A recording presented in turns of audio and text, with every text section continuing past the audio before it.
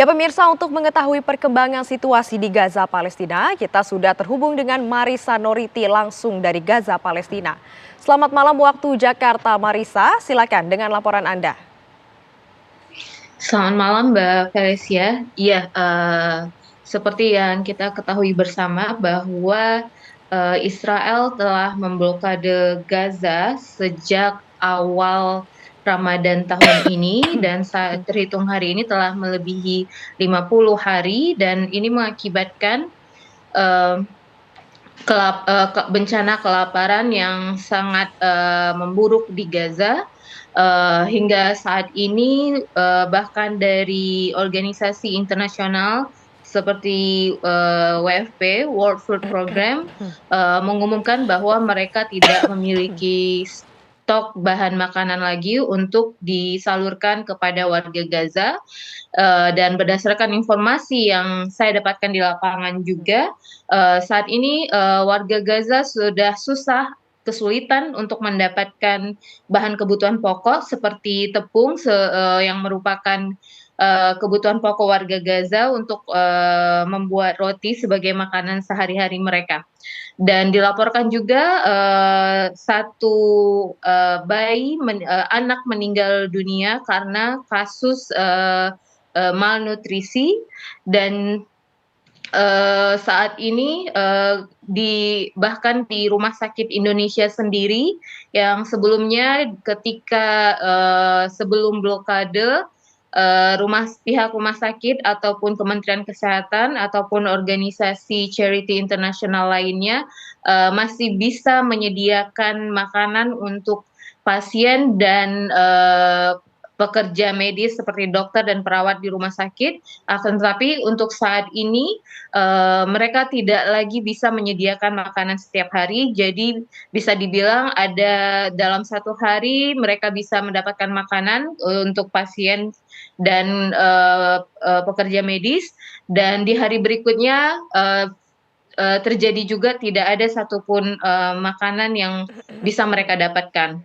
Dan penyerangan juga masih terus berlangsung. Hari ini di penyerangan di Gaza City dan di area Khan Yunis telah mengakibatkan total 32 warga Gaza dibunuh oleh penjajah Israel dan 56 lainnya luka parah. Begitu Mbak Felicia.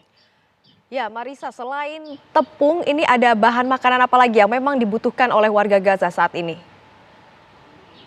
Ya, yang sangat dibutuhkan tentunya sumber protein yang juga langka saat ini. Bahkan sejak di bulan Ramadan, warga Gaza sudah tidak mengkonsumsi protein lagi. Saat ini mereka hanya mendapatkan sumber bahan makanan dari sedikit area pertanian yang masih tersisa, yang masih bisa menghasilkan sayur-sayuran di daerah selatan, yang juga dikirim ke utara, dan itu harganya juga sangat mahal dan susah untuk dijangkau oleh masyarakat Gaza pada umumnya karena mereka sudah tidak memiliki penghasilan untuk saat ini.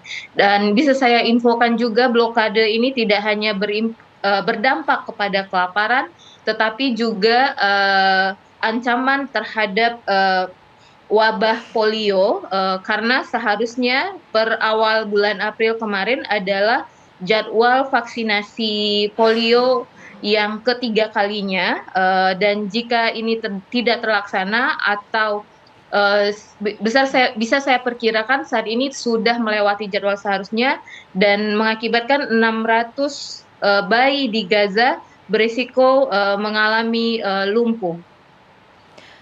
Ya Marisa, ini jika kita lihat memang banyak sekali rumah-rumah warga yang hancur. Nah saat ini untuk warga Gaza sendiri ini mengungsi kemana atau tinggal di mana Marisa? Ya, kebanyakan warga Gaza saat ini yang ketika ceasefire berlangsung mereka sudah bergerak ke arah utara, ke arah Bet Hanun, Bet Lahia, dan Jabalia. Dan semenjak 18 Maret kemarin, untuk warga di daerah Bet Hanun, Bet Lahia, dan Jabalia, sebagian besar juga sudah banyak yang mengungsi ke area Gaza City di bagian barat, area Gaza City bagian barat. Tapi ada juga yang masih memilih bertahan di Bet Lahia seperti area di sekitar Rumah Sakit Indonesia. Dan untuk yang di daerah Rafah yang saat ini sudah dikosongkan, kebanyakan mereka kembali lagi mengungsi ke daerah Al-Mawasi, Khan Yunis. Ya, Marisa, selain tadi makanan dan juga tempat tinggal, apakah ada bantuan logistik lainnya yang bisa didapatkan oleh warga Gaza di sana?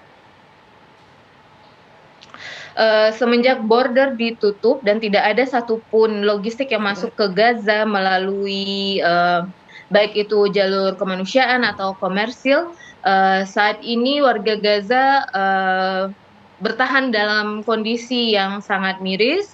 Uh, Bahkan untuk air mereka harus menunggu antrian dari truk-truk air yang datang, yang juga itu biasanya donasi dari charity organization. Dan untuk kebutuhan hidup lainnya, bahkan seperti higien dan lain-lain, itu juga saat ini sangat susah untuk didapatkan. Jadi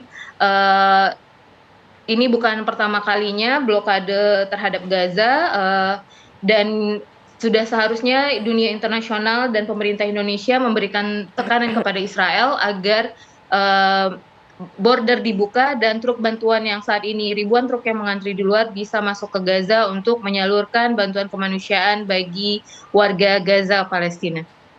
Ya, Marisa, apakah ada kepastian mengenai kapan bantuan tersebut ini bisa masuk ke Gaza dan juga didistribusikan langsung ke warga Gaza?